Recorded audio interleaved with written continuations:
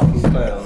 Who's that? You met Tej, haven't you? Oh mate, he can go fuck himself. He's a Seriously. fucking clown, that boy. He's a fucking idiot. He's a fucking idiot. Are we live again? Call him out. No, he's a fucking idiot. Like, He's just a prick. He's the biggest virtual signal in the world. And like, I remember once he had this thing about he wanted to raise investments, buy another food truck.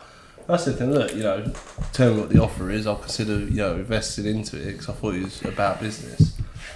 And he said, for $6,000, I can buy another food truck, blah, blah. I went, great, send me over your contracts. He sent me over a property-based contract because he gets people to invest in his property deals. Mm-hmm. He sent me that. I was like, mate, I'm not a property investor. Send me over a proper business contract for this investment. And he rejigged it, sent it over again. And then I said, all right, give me a personal guarantee on this $6,000. Because I don't know you from Adam. You seem all right, but at the time, I don't know you from Adam.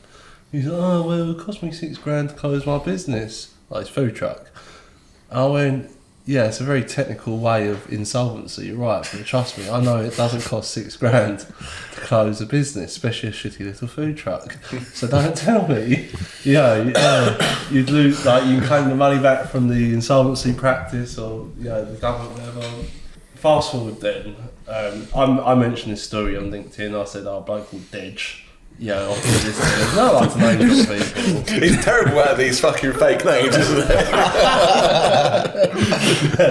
No, but I referenced it, just because it's an interesting story of someone asked for investment, not wins PG $6,000, saying that, if you get to close business, it cost me $6,000, I don't care what it fucking costs you. I care about my money, I don't know you from Adam, you fake followers. I post stuff about that. Didn't mean anything malicious behind it, because I don't know him personally. And anyway, fast forward like 6 months later, he's part of the 5D program as well. And he's one of them, like Paul. He's now teaching people how to buy businesses, right? Even though his food truck can't pay their own bills. In fact, I've got a screenshot of a customer complaining. Sorry, not a customer, another food truck saying, "You didn't pay me for my values." Anyway, he messaged me. He put something on the 5D group saying, I'm buying another commercial cleaning business, and it all sounded great. And a week later saying, it's off the deal's off the table, and I commented on it saying, maybe you should not bulk your load too quickly, too soon. Keep things to yourself because I've got loads of things even going on right now. And I will mention this, whether it happens or not is a different story, but I'm currently in talks to buy another business brokerage that's been going for 10 years. Nice. 12 staff. Yeah, I'm looking forward to it. A few things to change and that, but looking forward to it. If it happens, touch wood. Yes. But over time, I've had so many opportunities where I've gone to my mates, and this I learnt the hard way, because my mates, they're ruthless. I used to go, this is an idea, and they'd be like, shut up, Milton. Shut the fuck out. So I learned the hard way. My older brother's like that with me. And I said to Tej, don't bulk your load, or keep things to yourself, is basically what I was trying to say to him. Mm-hmm. And I've got the screenshot of his response, because he deleted it within a minute. He went, I think you're a prick anyway. I think you're a prick anyway. I saw your post on LinkedIn that you referencing about the loan and stuff. I was like, whatever. Well, whatever. I messaged him on Instagram straight after. And wait, what's all that about? And he went, you know what you said. And I was playing dumb. I was like, I don't know what I said. What did I say? He referenced that. I was like, fair enough. And he's like, you're not important to me. I was like, wait, mate. Whatever, Trevor. I actually told Graham all this as well at the time. I was like, Graham, what was Tej just saying to me? Like, oh shit, I mentioned it to D as well next time I saw him face to face.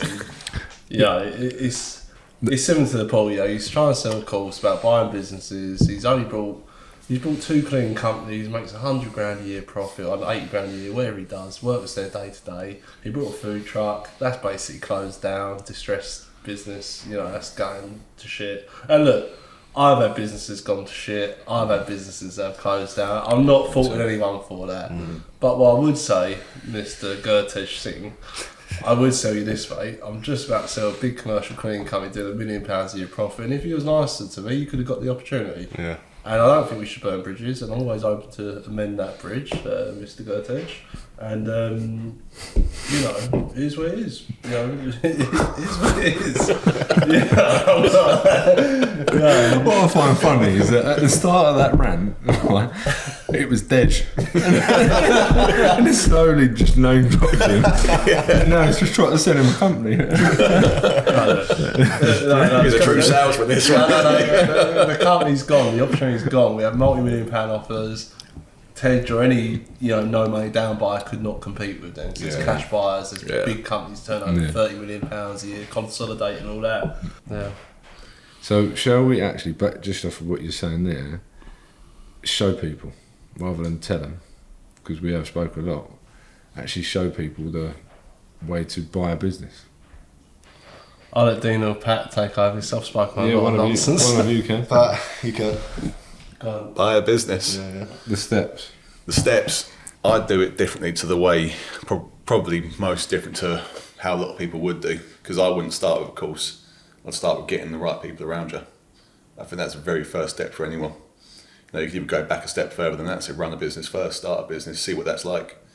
I would have hated to have bought Brewis if I hadn't run a business first. It was tough enough after years of experience.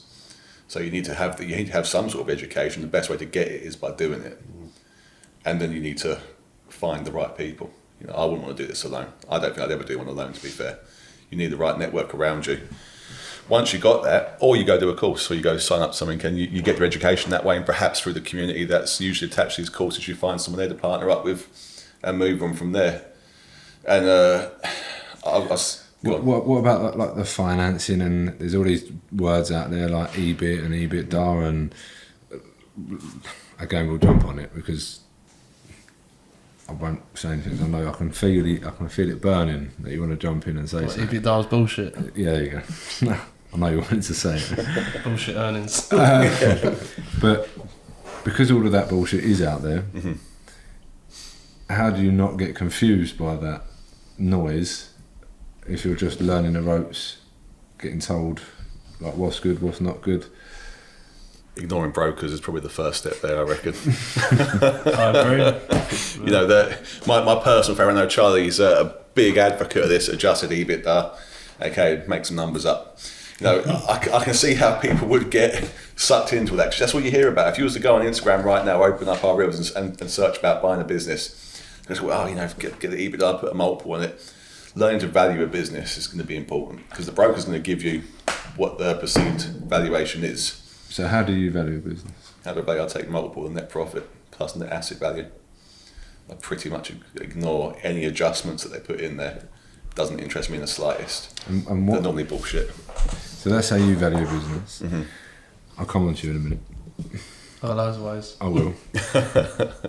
And what's the most important skill for you when it comes down to buying a business? Most important skill? Well, personally, like for you, being able to manage people, being able to manage the whole process. Because what ends up happening is, you found the person you're working with, you value the business, you put an offer in, then all of a sudden you've got the sellers who are often losing their heads, you've got a broker who's potentially sticking his nose in where it isn't wanted, then you've got the guys helping you secure the funding over there, you've got your legals over here sorting out your SPA, and then your finance team looking after the financial DD. Someone's got to pull them all together, and it's a juggling act. So there's a lot of moving parts. So I'll say people management. And can you learn that do you have to learn it on the job, or? See, I didn't have to. So before I did this, I was a project manager. So for me, it was different because I was in construction, heavy side civils, but the skill set was the same. Could you learn it on the job? Tell me more about the construction, because I want to learn a bit more about that. So I started construction as soon as I left school. Got there in the end. So typical Irish family move, I suppose. My dad was a consultant structural engineer. I left school. Before I left school, I used to work for one of his customers in summer holidays, Carmen and James, based out of, I want to say Cliff Woods in Medway. I can't remember. I went on to machine operating because I've always been a big kid, driving diggers and dozers. I still stand by it, nothing better. If I could make the same money I do now doing that, I'd be back behind the levers in no time. Before I got home, I'd have that sorted out. And progressed up, did the typical route, machine operating, foreman, site manager, on to project manager, and then construction director. and worked it through there. So you've been managing teams, but I can't imagine it was easy. Nah, I mean, it had its moments. The construction industry has a certain type of person in it, you know, and it can be pretty abrasive at times. What are the biggest lessons you learn around like the staffing and things like that? Setting expectations early. You know, if you need to make sure people understand what you expect of them. It's no good in your head knowing what you expect of someone and then giving them shit when they don't deliver in it, because they don't know, they can't really read your mind. The last place they worked at, that was how they did things. So if you're coming like, what the fuck, man, like this isn't how we do things, they're like, no one told me. So you have to be there setting those expectations and making sure you're vocalising what it is you want out of people. Can you give me an example of something that when you went into that and then set the expectations? Because I've tried with a construction company, failed, complete fuck up, lost money. Timeliness, I'd say, probably a good one. You know, so I worked in civils, so a lot of digging holes, a lot of drilling pipe, all that very exciting stuff. It's the timelines is probably the one that sticks out to me the most. You know, you've got like 100 metres to dig, you know it's going to take you X amount of time. Now, what often happens at a lot of bigger companies especially is they will actually elongate the amount of time that's going to take, because they want to keep the boys busy, they don't want to see them sitting idle on site because it looks bad to the principal contractor. So those teams get used to that sort of time scale, like, oh well, 100 metres takes us twice that long, and we just keep plodding along. You need to let them know, like, we're doing this trench in this amount of time, that's what it's going to take, and that's what we need it done by. But you have to let them know that, because you'd be surprised how fast people can work, just by letting them know what it should be taking and what you know it can be done in. Which kind of leads into the whole business buying thing. The reason I can say that with confidence is because I've fucking done it. You know, it's not, oh, it can't be done, Pat, like I've done it fucking years, I've dug miles of pipe in the ground, so I can't be told otherwise. And I think people who haven't run a business before and then buy a business will have the same struggle, because they can't speak with authority, because they haven't done it before. They've just heard or been told or read it on a course or watched a YouTube video. They don't actually know it because they've never done it. So I think it's important to have that real world sort of experience of getting shit done. So staffing issues, I mean, we spoke off it.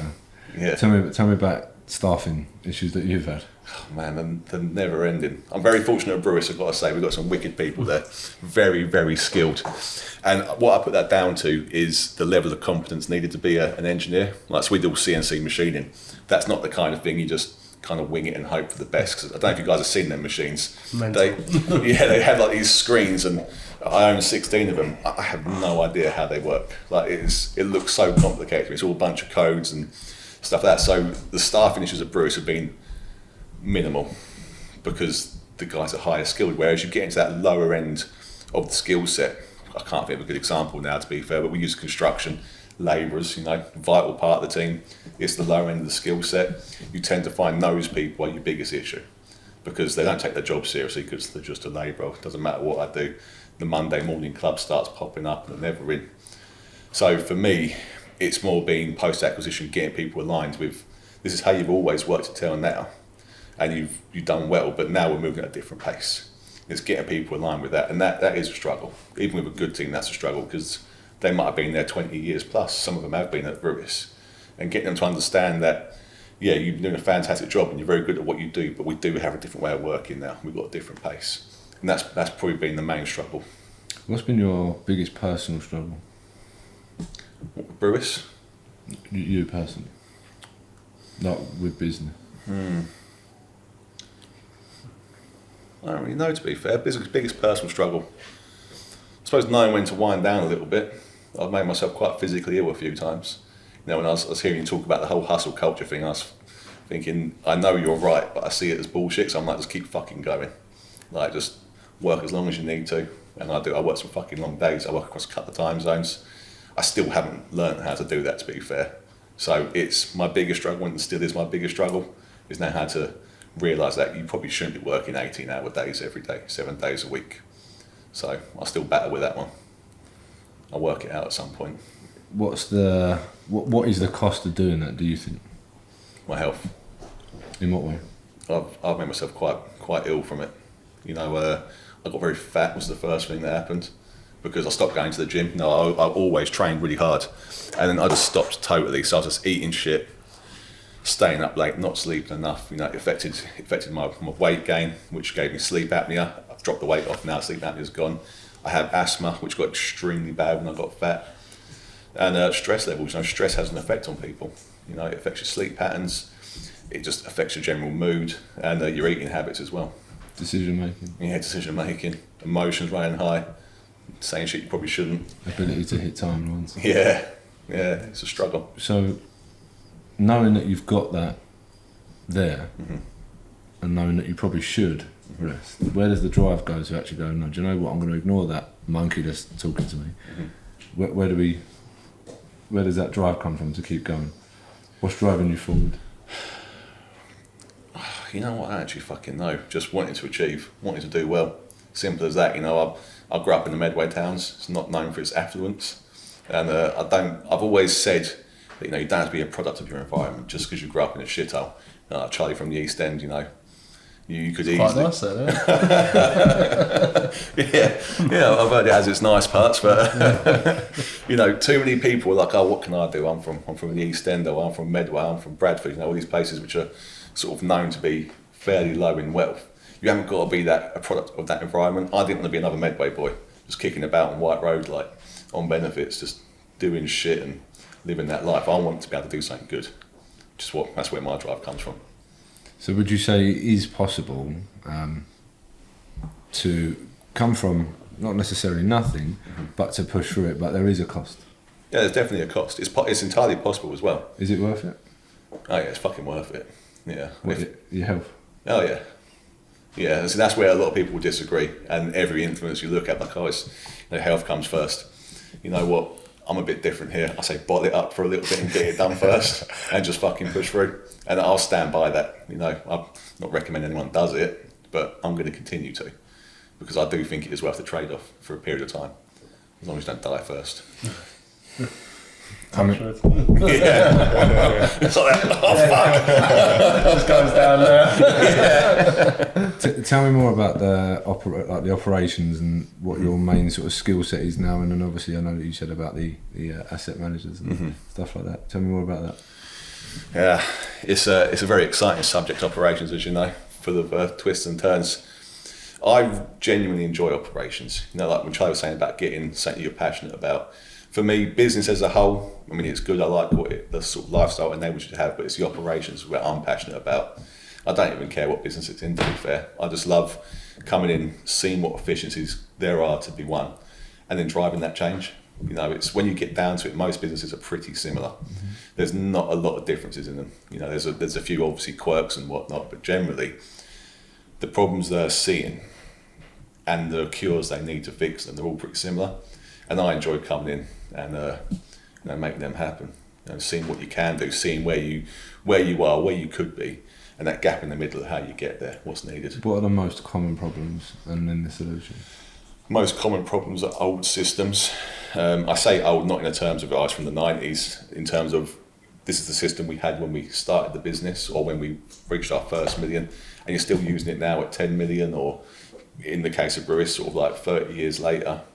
Just not adapting, getting comfortable with themselves, like where it's always worked. I have a good wage, the work's done on time, we have no problems. Like, yeah, that's great, but you are actually holding yourself back and costing yourself money in the process. So systems is going to be the first one, I reckon. What was the first sort of thing you done at Brewis? Obviously, I would imagine it was upgrade the system by the sound of it, but what about after that?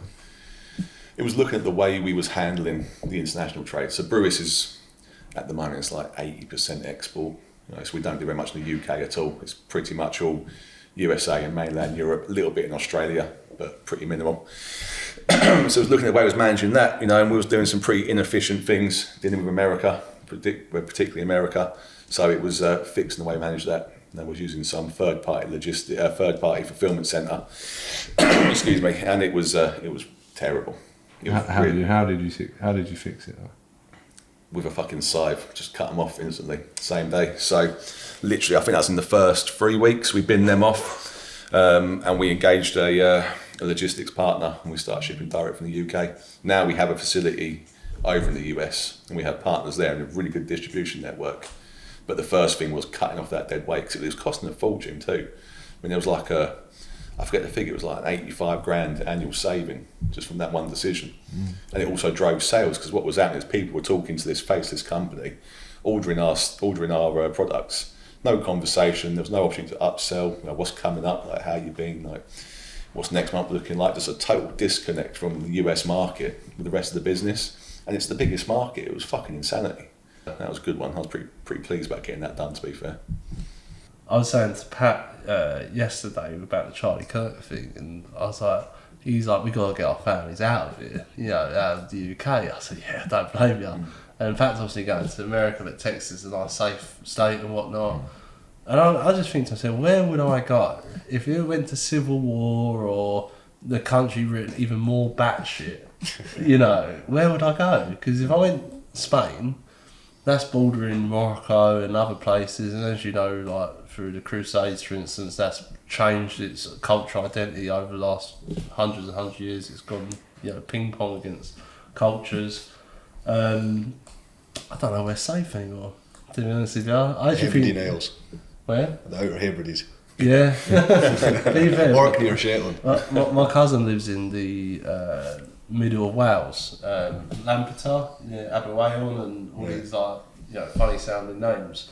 And he's got like 70 acres out there, and it's similar to Scotland, just mountains, and obviously more sheep. And they've had one crime in that village over the last 60 years. You know, where I'm thinking, fuck me, like I could just type my phone in. Go back to the Faroe Islands. Yeah. Yeah, Drive up Faroe there. Islands. That is remote. Yeah, I don't know where it's safe anymore, to be fair. El Salvador. Yeah, I mean, well, we spoke before, didn't we? And we was like, I mean, I don't know either. And again, is it your immediate family that's going with you, or is it your entire family that is eventually going to be joining you in the US? It's going to be a bit of a 50-50 play at first, to be fair. A lot of travel back and forth.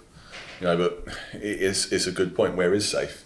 You know, I think we look at it from a very sort of under a microscope. Oh yeah, England's in a bad way. It's fucked. It's dangerous. But realistically, where isn't it at the moment? Like, where can you all go? If you had to pick a spot and go, right, that's where we're going to go. That's safe there. I haven't got a clue, truthfully. Yeah. Just food for thought. Because I said earlier, because it's socialist government, a lot of people are exiting businesses because it's looking like it's going downhill. But obviously the pendulum will swing again. It might be reform or whoever's in power, and there'll be hopefully better opportunities for business owners to grow and create jobs and whatnot. I've got a belief it's actually a great time to be buying businesses. I'll tell you why, because you're going to get them on the relative, not cheap, but you're going to get good deals, good structures, you get good consolidation efforts. And when the pendulum finally swings and you're sitting there holding all the cards, you are laughing at that point, like in my opinion. So I think if you can brunt it out for the next 4 or 5 years, the next general election, you could really be sitting on a gold mine. Yeah. There's a long-term thinking that bit. You know. I mean, I couldn't agree more, providing you know what you're doing. Yeah. And you've got the right people around you. Definitely. Go on, Dean, sorry, man. No, I agree, yeah, 100%. You know, I see something on X a little while back. It was one of these little fringe political parties back, you know, like second generation immigrants. They shouldn't be allowed to stay here. They shouldn't have automatic rights. I was like, well, that's a little bit broad brush, because for one, that's me. And as the guess, it's probably most of us here. But my family from Ireland, you know, that it doesn't make any sense to me. Like, why are you trying to kick everyone out? You know, if people come in legally and bring value to a country, I'm all for it, absolutely. But it's just people need to get that distinction between illegal and coming in through the proper channels. You know, you're an extremist.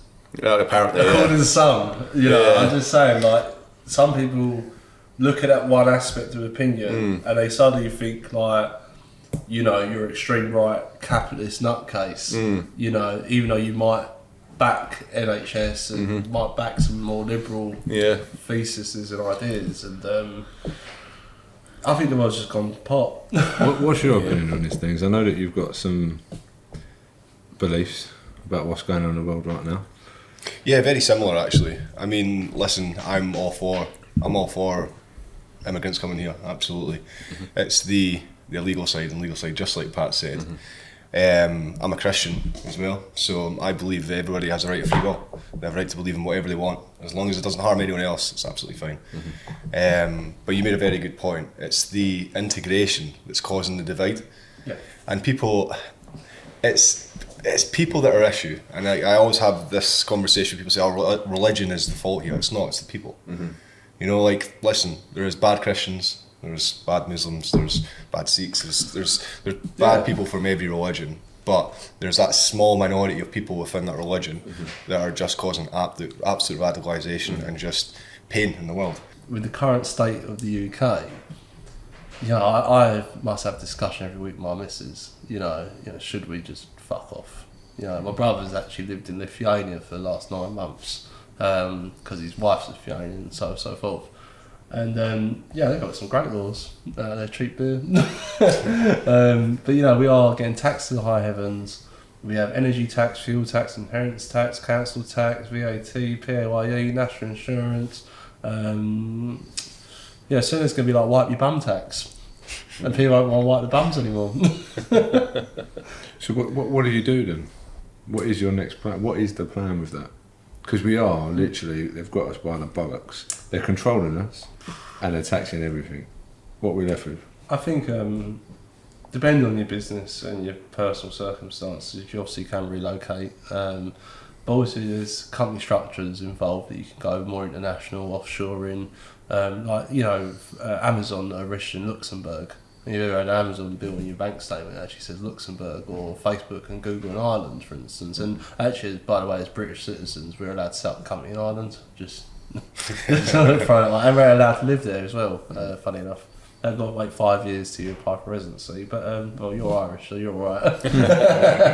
People with wealth, especially in this digital age, can just fuck off. And that's what they don't get. And they go all tax to wealth. They don't see the millionaires leaving and billionaires leaving. They don't see the lack of jobs, the unemployment rates going up. And I had this debate the other day. Someone said trickle-down economics doesn't work, and that's basically the opposite of what I just said, like where millionaires and billionaires are creating jobs and more money's being fluctuated throughout the system because there's more spending allowance for everyone. But they do work. Like, look at Dubai.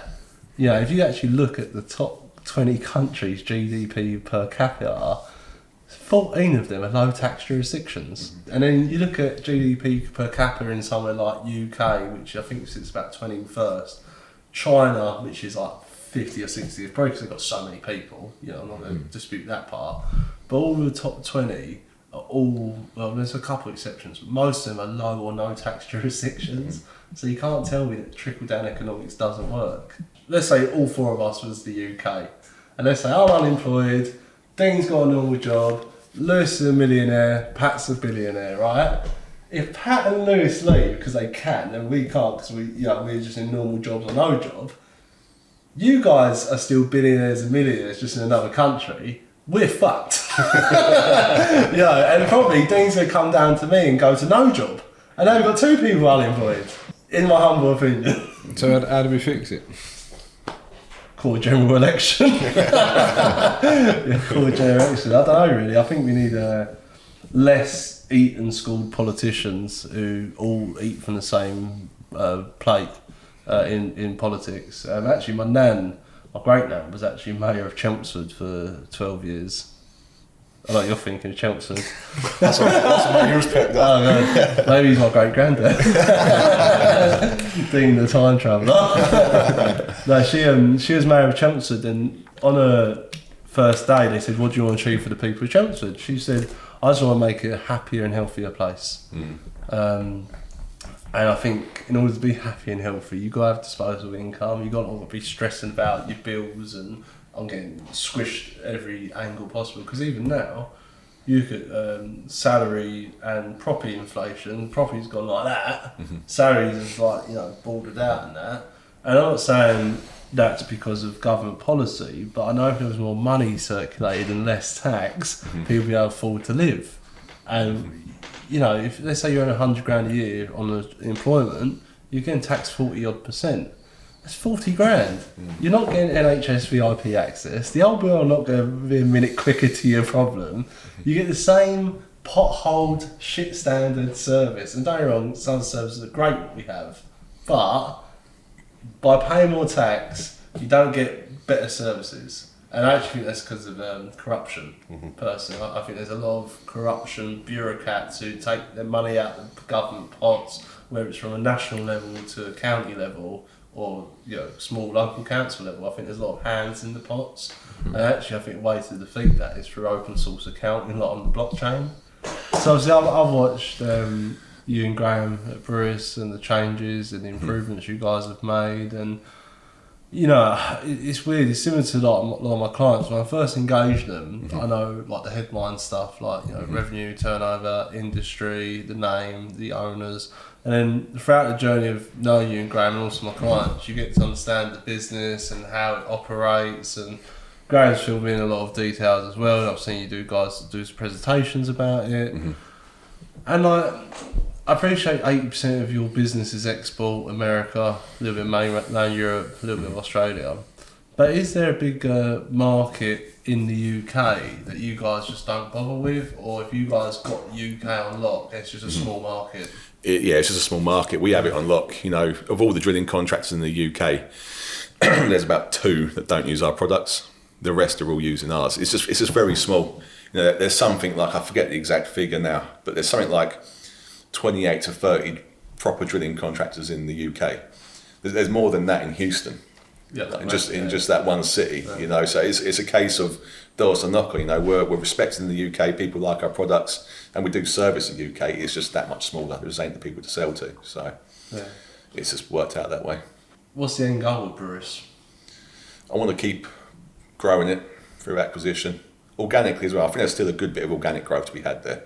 No, we certainly haven't conquered America, and we certainly haven't conquered Europe yet either. So there's still a good bit left in it organically. But I'd like to increase our capacity with some acquisitions. Then ultimately, as most people, I want to sell it again. You know, I'd like to get an exit one day. So that's when you really get paid, isn't it? Definitely. So obviously, I think Dean, you've spoken to Pat every day, and if anyone's gonna know what question to ask, it's going to be you. I ask him questions every day. The consistency. I mean, you are absolutely consistent. I've never seen someone so driven. How do you do it every day? I live out of spite. It helps that I enjoy it. Yeah. I think that's the biggest thing. I enjoy it. I like seeing the results from the operation side as well. Like I get a lot of enjoyment out of having something happen, an issue pop up, and we're fixing it, and seeing the improvements you can make. It makes me feel good. Right, a lot of it's just figures on a spreadsheet, but I think that worked, and you're learning something from it as well. So you think I'm going to fucking remember that. I document these things. Cause I think one day I'm going to see that again, and I think, hang on, I know. I look back what I did last time and implement it again. Now I'm sort of ended up with this. I don't think it'll ever be complete, but I've sort of ended up with this sort of post-acquisitional playbook that I use for my own needs. And it'll probably always be evolving, but it's absolute gold dust in my opinion. And that helps keep me motivated, knowing that I was improving it. Mm-hmm. Now we move on to you. I think I'll let Charlie ask the first couple of questions. I've got loads of questions for you, Dean. Loads? Yeah, nothing about reality TV though. Just a few questions. Have you ever been approached by reality TV? Just out of curiosity, because you've got this big personal brand on TikTok, you're a good looking bastard. Yeah, a few times back in the day. First dating, well not first dating, safe go dating or stuff like that. There's been a few on my old TikTok days that approached me. But Love is Blind. Not that one too. Two of my mates on Love is Blind and shit. And one of my mates actually won Love Island, so I know quite a few reality TV. Big Brother was one on. Big Brother? You'd be good on Big Brother. I'll tell you what. I think you'd go insane though. That was about 5 years ago, yeah. I think you'd go insane on that. But no, going back to actual business, because something Pat was mentioning earlier, and we was talking about the levels of entrepreneurship, and you sort of jumped from level 1 straight to level 5. Yeah. And going from like on the tools to suddenly running a big 100-year-old home services business, there must have been such a steep learning curve. Like you must have compressed like all my 14, 15 years of learning how to do it, you know, in that year and a half. Mm-hmm. And obviously everyone's still learning day to day, but that must be a lot of fucking pressure. Oh. Honestly, and Pat will can speak from the phone calls that we've had. There's been times where I'm like, wow, mate, I just don't know if I can do this. Yeah. Have you wanted to pack in sometimes? There has been times, there has been, and I'll never give up, but there's times where I do ask myself, what am I doing this for? Yeah. Because it's like what you said earlier, it's about sacrifice. And I've sacrificed time with my children. I've moved to a completely different country, essentially. Yeah. And there's the craziest thing as well is like I see guys same age as me that have went through the startup route maybe 5-6 years ago in plumbing and are now have almost the same size business as TM West. Yeah. So that can be difficult to see, you know. But then what I've inherited though is a legacy, because this business is very old, and now with what I've learned, and trust me, there has been some very, very steep cliffs that I had to climb and learn fast, because I didn't have my hand held through the whole process. So, and I learned the hard way, and especially with what you were talking about, people management. Like, the only people I managed was other plumbers on site. Yeah. You know what I mean? You can have a laugh with them. Yeah. But, and then finances, like I said, operations, marketing, everything was like completely new to me. So that's why I leaned to the network that I had. I made some huge mistakes. I'm just glad they were never like catastrophic. Yeah. And Graham was there as well at times to jump in to say, look, you know, we need to nip this in the bud, we need to nip this in the bud. If you had to go back to Dean 18 months ago, and you have the hindsight that you've got now, and you could sit in front of young Dean and put your hands on his shoulders and shake him and say, take these 1 or 3 principles going forward, you little fuckwit. Yeah. What would you say to that younger version of yourself? Move quickly, move extremely quick. Like, there was a lot of stagnation because I was probably left thinking, what do I do, rather than acting. And I think if I acted quicker, the growth would be probably twice as much as what it is now. Like, even like getting that operational manager in, I felt so much security in the old owner being there because I became reliant on him being there, that I was like, if he leaves, like, how's the business going to operate? When essentially I should have been the one thinking, right, we need to get him out as quick as possible. Succession plan. But I'd never been taught any of that. How long since the old owner has left to the So he left in February, and then I literally ran the business myself from February till a couple of weeks ago. Bloody hell. So quite a long time. Yeah, but that did teach me a lot as well, though. Oh, I can imagine. Yeah. You know, it taught me a lot.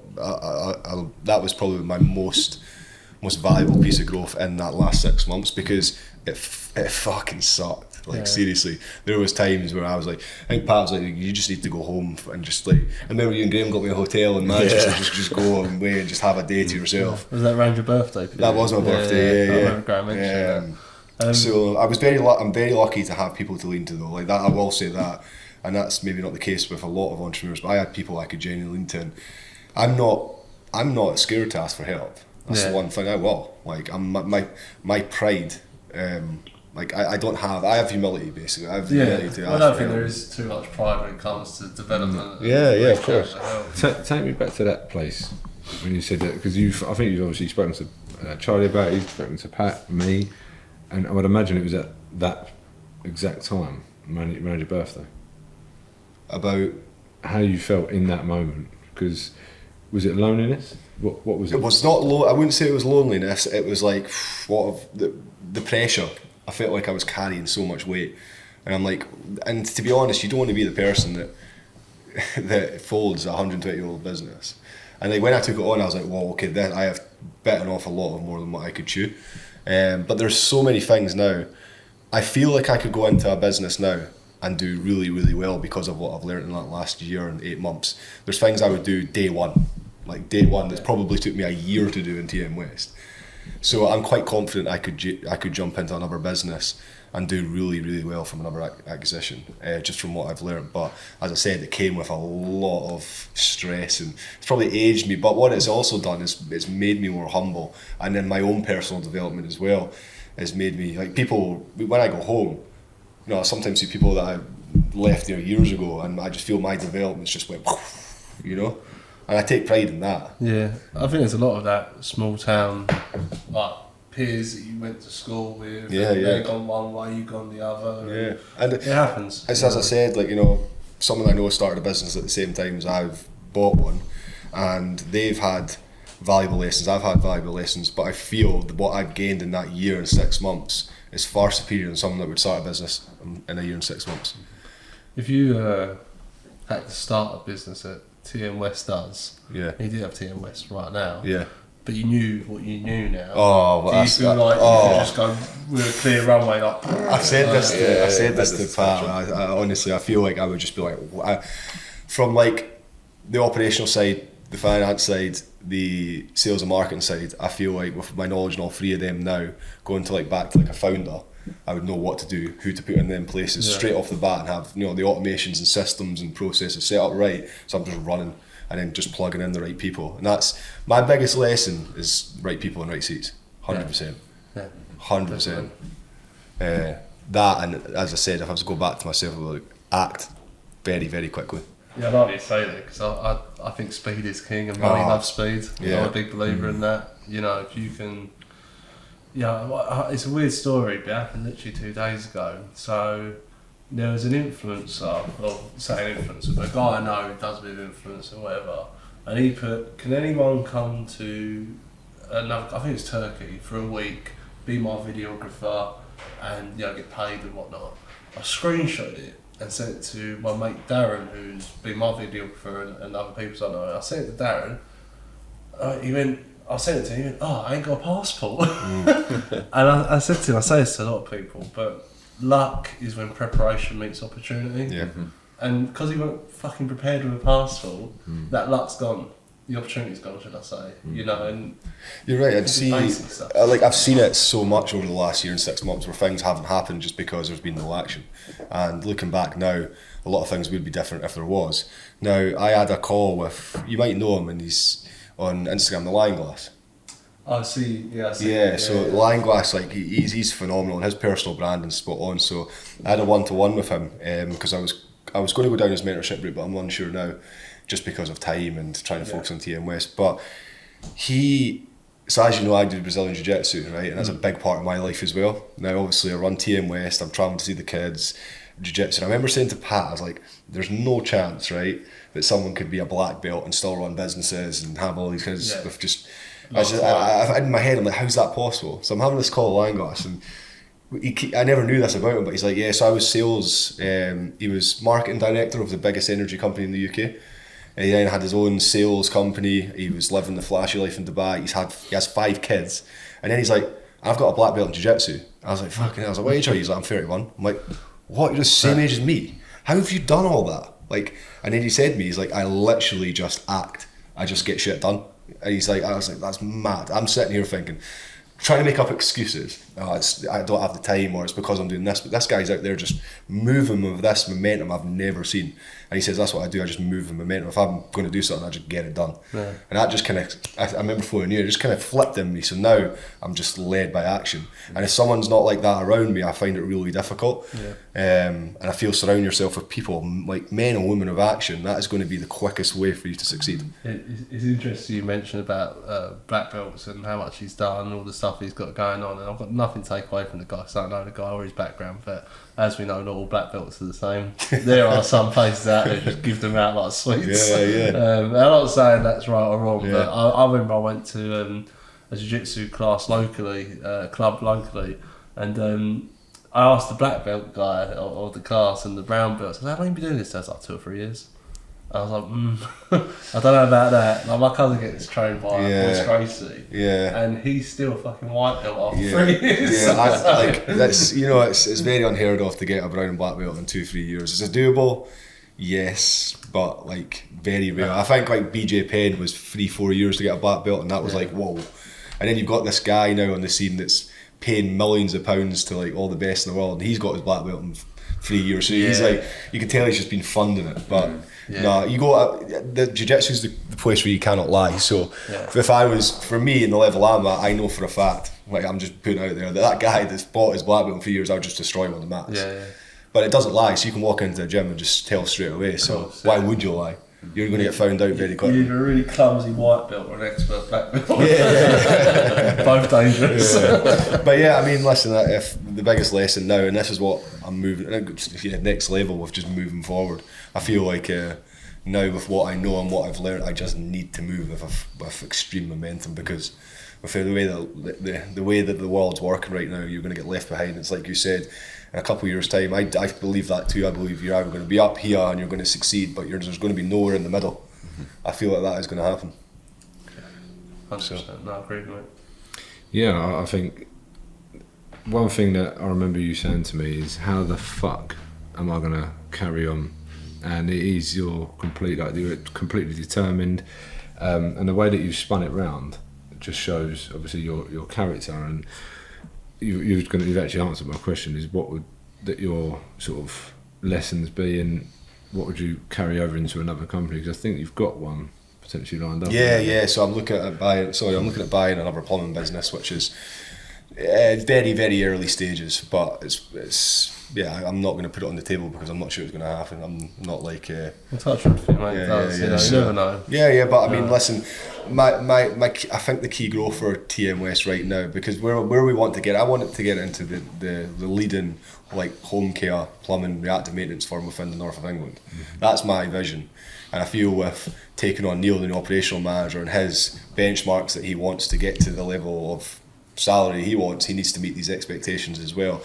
And he comes in with a lot of experience. So yeah, we've got the plan there and the vision. It's just making sure that everyone around us is aligned. And that's the most important thing. Everyone's pushing towards the same goal. 100%. I've been in businesses and I was a lot younger and inexperienced, and because I used to, when I was a level 2 entrepreneur, I used to be all about sales and marketing, make sure there's more money in, coming out. Mm-hmm. And I thought, okay, if I do 100 cold calls a day, or I run Facebook ads or Google PPC or an SEO campaign, whatever, email campaigns or referral schemes, whatever the method was to generate more sales.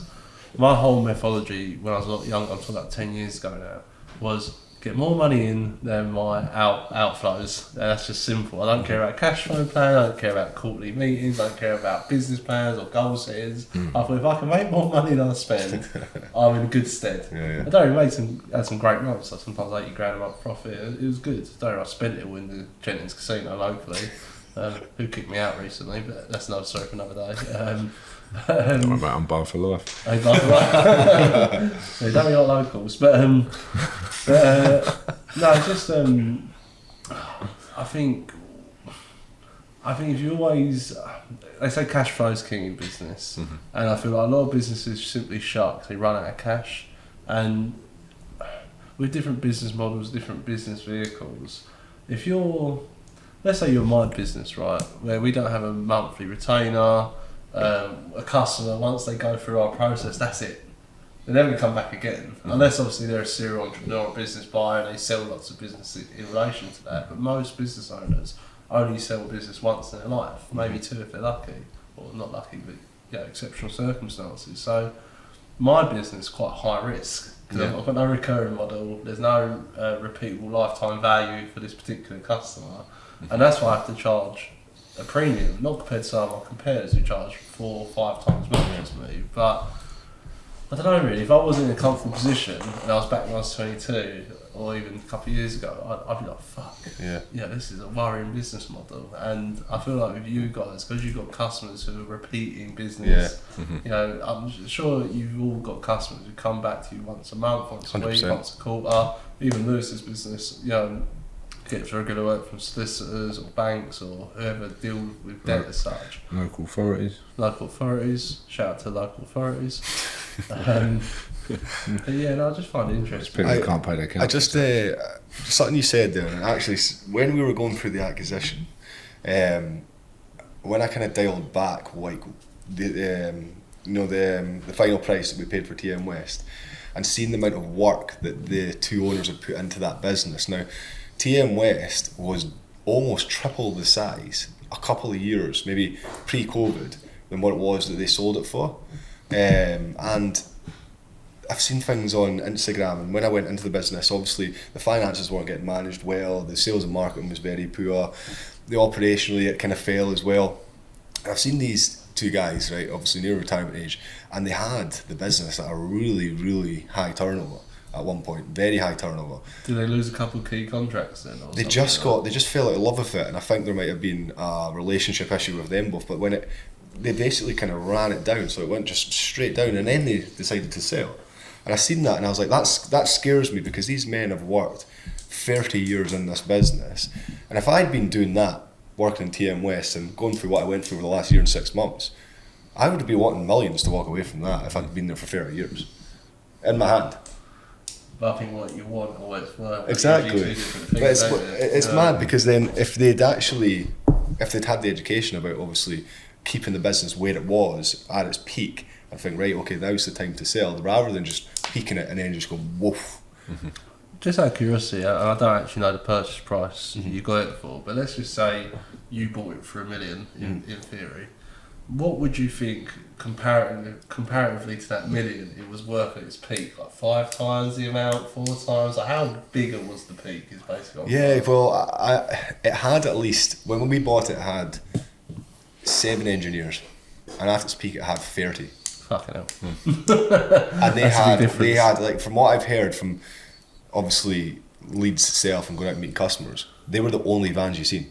Everybody knows what the business is, and everybody's seen it. And like, yeah, peak time they had a huge outfit, like huge, and it was like the most dominant plumbing and heating firm in Leeds. It's strange because I've had businesses before that turned over millions, and then there's downturn in periods. Like for instance, in COVID, our alcohol manufacturing business was making $200,000 a week. Now it does $80,000 a week, but because during COVID people were ordering alcohol home deliveries, and we had like celebrity influencers posting for free and all that. I was actually talking to Lloyd about the business just before, because Lloyd's familiar with the business being a local as well. And whilst it's hard, sometimes it's a bit like thunder in the bottle. Like, and you can't always equate what was so different back then and what you're doing differently today. You could say like people fell out of love with it, COVID happened, different economical circumstances or personal circumstances, but sometimes a little bit like thunder in the bottle. And I actually worry about that with Vamos. I feel like originally I went $80,000 a year part-time helping business owner. Now we're doing like $1.5 million, and I'm like, fuck, like this is getting wildly big. But is it going to be one with thunder in the bottle where in 2 years' time I'm on 40 or 80 grand a year turnover, and I've just got something now in the current circumstances? You know what I mean? Like opportunity costs. Like, I don't know. Sometimes I worry a little bit. Like, how long will this momentum go on for? That leads me nice onto this question. How have you set yourself up for the most amount of money to exit them? So when I started Vamos after my last exit, I didn't want a bunch of staff, warehouses, trucks, fuel, insurance.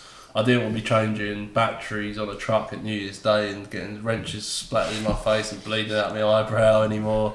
I didn't want to have all grease and shit on me. So I thought, okay, as I said earlier, I wanted to do something I like or love, which is this. Obviously, build with the end in mind. So my actual game plan is sell for 100 million in 7 years now, and we are hitting the key milestones towards that. Obviously, in terms of valuation, we've got to do at least £20 million a year in profit to start doing it, or show some wild year-on-year growth. We're like not really unicorning, but there's such extreme growth pattern. They're like, well, we better buy this bastard before it gets too crazy.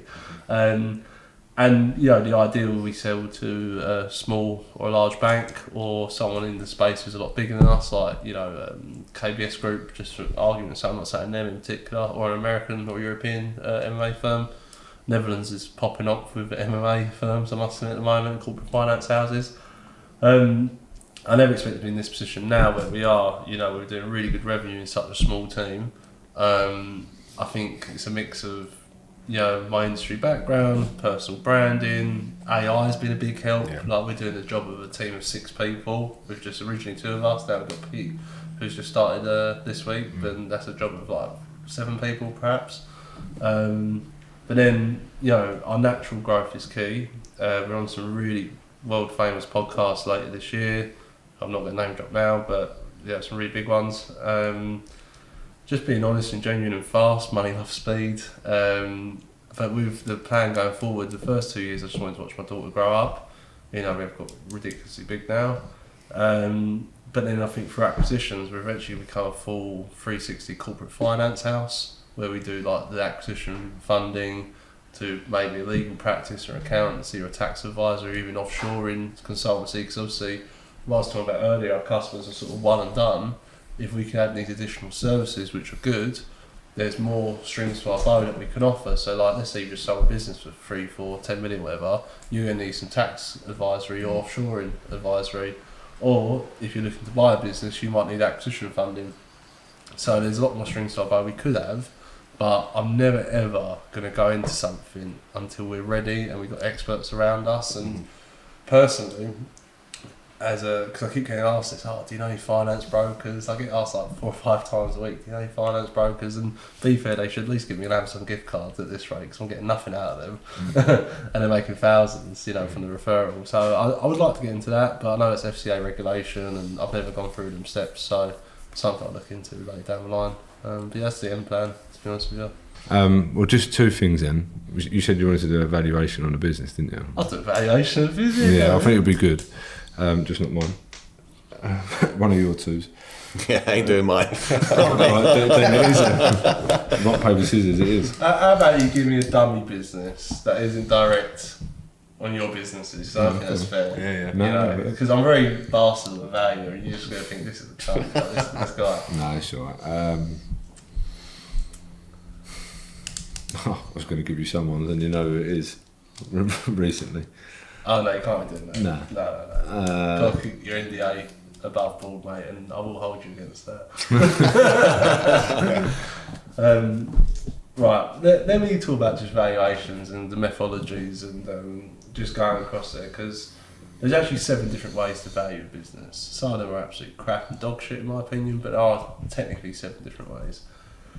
As Pat alluded to earlier, you get EBITDA, particularly adjusted EBITDA, which Charlie Munger said equals bullshit earnings, but apparently it's meant to show the true profitability of the business. I don't think it does. Further down from that, you get sales discretionary earnings, which I believe is the true cash flow of the business, because that's what the owners are taking and that's what they're not taking for the OPEX and the CAPEX of the business, because you wouldn't take more than that, would you? Otherwise you're just stinging the business. Then you get discounted cash flow, which is like forecasting methodology. You take the yearly cash flow, but you adjust it for inflation and growth, so you can actually multiply that and actually think, okay, the future forecast of this business is going to generate this much money, so therefore it's worth this. You also got NAV, which is net asset value, and obviously we all have to read the balance sheet. It's clear there, net assets, and that's more or less what net asset value is. Unless I've actually had a client recently where his parent company was owed in 5 million from the trading co, so his net asset value wasn't 7.5 million, it was like 1.2 or 2 million, whatever it was. But obviously you have to dig into these numbers just to clarify them. You can't just go, oh yeah, your business is worth 7 million NAV, because it might not actually be, might be in a company loan or a director's loan or something like that, so you just got to clarify that. There's a couple other ways that I don't particularly go into or won't mention because I'll bore the shit out of this. But they're useful, different valuation methodologies are useful for different businesses. So property-based businesses like hotels, for instance, some people do it like a revenue multiplier by the room. I'm not a lover of that. I just think net asset value is the best way. So actually what the property is worth is probably roughly what you're going to get. It's quite interesting, the pub industry, which I've got some experience in as well. Some people actually downvalue the freehold because of the trade of the pub. So actually you can buy a really big plot of land on that pub for a discounted price than what it should be if it was a generic freehold, simply because the pub was underperforming.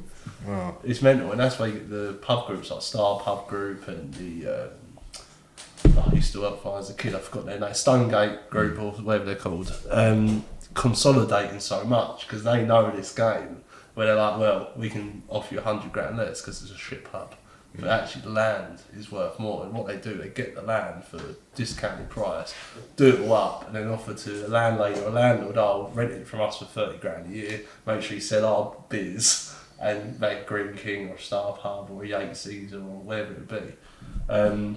But I think, you know, property-based business should be net asset value. Just so we're fully clear, I don't value businesses that I'd consider you'd earn more or the same as a job. And someone said to me, there's another podcast, what would you count? I said anything up to 100 grand a year, because you can probably get a job for that without all the fucking headache and stress, if you work hard enough, obviously. So I don't tend to value micro businesses, just as a rule of thumb, because they're only worth 1 or 1.5 times profit if you're lucky. And actually they're probably worth £1, if I'm honest with you. So I don't tend to get involved with that. So my minimum valuation goes from 1 million to 50 million, and in order to hit the million mark, you're looking at least a quarter to 300 grand a year profit as a rule of thumb. But obviously there's a lot more to it, operational wise and systematic wise. Sorry, without boring you guys too much. No. With valuations, it's more of an art than a science. There's no mathematical formula that I can say, this is it. Even though I'm trying to get that mathematical formula now down to a T. And I've recently created a valuation software that I think it does, but it doesn't apply to micro businesses. It'll apply to anything that's small, medium or large. It'll never apply to the micro market. So your size businesses, it would all apply to use my valuation software. Completely free at the moment. And with the valuation, so let's say a floor, let's say your business does $500,000 a year profit. We say the floor is 3 times that profit, right? But then there's also mitigating factors that I knock it up by 0.25 either up or down. So are you key man dependent? Yes or no? And now knock it up 0.25 either way. So if you yes, now I'm going to go to 2.75. Do you have recurring revenue? Yes or no? Then I'm going to put it up and down again. You know, is your business younger than 5 years? I'm going to knock it down if it is, you know. So there are mitigating factors, on my point of view anyway, and I've sat on all sides of the table with buying and selling now valuing. So in terms of getting the most value out of your company, second tier management, repeatable recurring revenue, historic trade, operational safety, and I say that just from and people disagree with me, but from just a future, like you mentioned about the AI and the professional services, that's exactly the right question you want to be asking when you go and buy a business. Because if I am a will writer and suddenly AI is going to replace me, because most likely it will, other than a guy on the computer going, John Jeeves, 31st of March 1993, yeah. If that's all you got to do to write a will now, and I'm buying these are his beneficiaries, that's easy enough to do. But with professional services like accounting, legal, lawyers, even corporate finance companies, we are AI assisted. So that means we're getting rid of the low skilled labour that was usually great overheads and our margins are better. So that's actually a benefit. So when I say operational steadiness, just future forecasting, like is AI going to affect it? Would something like COVID impact it? You know, either way. There's actually another valuation software called Value to Co, whatever it is, and they've got 27 mitigation factors that pump that up either way. By the way, really shit software. My one's 10 times better. I just want to say that one right now. But no, a lot of people say like they pay £1,000 a month for this software. I've never used it, but I do know they've got 27 mitigating factors in terms of the valuation. So yeah, it's more of an art than a science. Sorry to beat around the bush, but if we actually had a company in the industry with the case study in the background, I could say, okay, there you go. I think but what you've done there is you've said that these are the things that you should be looking out for when you look at a business, and basically if you're selling a business, these are the things you also need to be looking at in order to sell. But also if you are looking to buy it, there are things that you can lend on to buy that business as well. Yeah. Like the asset. If you was consolidating and building a group of companies, and you know, I'm just use Bruce as an example, you know there's better systems to be had, or a better operational playbook, or you can explore this particular market a lot greater through acquisition or organic growth. You know actually you're buying this business at a discount, because you know once you come into it, it's going to be worth a lot more and be more profitable. And I actually say this to a lot of business buyers, don't stress too much about the business currently itself and the profitability of it. Stress about what you're going to do to it, and what impact you're going to have. And I used to buy HEV training school, so I knew that market really well. And I knew as soon as I put my marketing into it, my sales, my operations, we're going to blow up. Just for instance, I bought that shit house company for £1. We was doing 55 grand a month in turnover. In my first month, we done 98 grand. And that's just simply because I put my playbook onto it. That went to shit because there was bad debts and horrible people there. You've probably heard the story before, but it just shows it does work. If you know, and that's why you should buy your niche. Because you know exactly, like if you knew that TM West was buying from a certain supplier, it's fucking expensive and useless, and you've used better stuff before, and it's more cost effective, you can just introduce that. Save yourself £1 a pipe or whatever the calculation is, and off you go. It's similar to Graham, and I speak to Graham a lot about both your businesses, so I do apologise. But Graham, he really explained it to me once, and he said the swivel in Brian Bruce's designs, you can actually get less stronger swivels, like in terms of the pressure that's applied to it and the weight it can take. Pulling force, yeah. Like, that's it. And he said a lot of people just want that added security that Bruce provide, because you're such powerful pressurised things. I don't know the terminology. And like when he explained it to me, I was like, that makes fucking sense. You know the legal limit's this. Bruce go over the legal limit to make sure they're so sturdy that the last thing that, if anything went wrong, they can blame that equipment. Yeah. And like, it's just interesting, really. I even look at the cocktail company, the alcohol manufacturing we do. So when we first started, a bottle of pina colada would cost us £2.60. Nowadays it costs us 16p. And that's just through new bottling and canning machinery, better ways to mix it and batch make it, and it's just scales of efficiencies, and if you know, and I didn't know this about alcohol manufacturing when I first got it, I fucking had no clue. I thought these taste nice. That's just about it. But if you already know the industry, you come in, you hit the ground running, and like if I was going to do a haulage company again, I already know, okay, let's say it's a vehicle recovery business, I could add tyre replacement, HGV recovery, on-demand insurance jobs. Where you're just getting calls in the middle of the night. I wouldn't recommend it for anyone, but you do charge a lot for it. Aviva was one of our biggest customers at that time. They ring me up, and the moment that phone call come in, I know I'm getting at least £500. And like, to me, I was like, yeah, I'll jump in the truck in the middle of the night for that. Or why not? And yeah, just that's just my 2 pence really on it. I think if you consolidate, especially like TM West, if you buy more plumbing, heating, more home services style businesses that are going to be on the cheap because people don't like the current economic climate, implement your philosophies and your operational playbooks, get a bigger business, come the new era of the new government and lower taxes and more capitalistic economic policies, you're going to be flying. Absolutely flying. Perfect. Thanks for signing off on that, mate. Where can people find you? Just Google me, Charlie Norton Vamos. You see a lot of shit podcasts and stage appearances and LinkedIn. Yeah. What about you, Dean? Wandering about Leeds in a kilt. You can find me on Leeds. You can find me on Instagram and LinkedIn. Just Dean Cameron. And what about you, Pat? I'm on LinkedIn, Patrick Farrell. See me on there sometimes chatting shit. Big Pat. Perfect. Thanks very much, man. Thanks, man. Thank you.